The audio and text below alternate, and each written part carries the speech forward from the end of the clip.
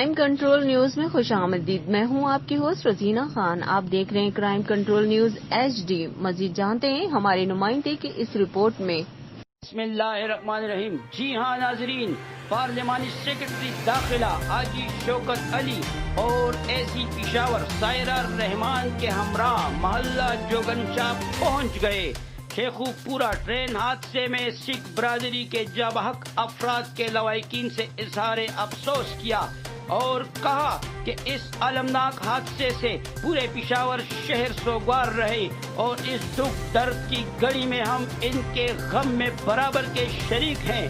MNA حاجی شوکت علی نے سکھ برادری کو حکومتی سطح پر ہر ممکن تعاون کی یقین دہانی کراتے ہوئے کہا حکومت کی جانب سے مالی تعاون فراہم کرنے کے لیے کوشش کر رہے ہیں. اس موقع پر غم زدہ سکھ برادری خاندانوں نے کہا سکھ برادری حکومت پاکستان کی شکر گزار ہے جنہوں نے میت ہیلی کاپٹر کے ذریعے پشاور منتقل کی اور غم کی اس گھڑی میں ہمارا ساتھ دیا.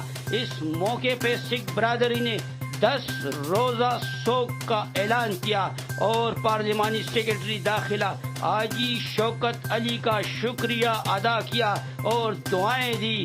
Crime reporter Urdu HD news Muhammad Saleem Khan, Peshawar. اپنی ہوسٹ روزینہ خان کو دیجیے اجازت. مزید خبروں اور اپڈیٹ کے لیے دیکھتے رہیں crime control Urdu news HD. اللہ حافظ.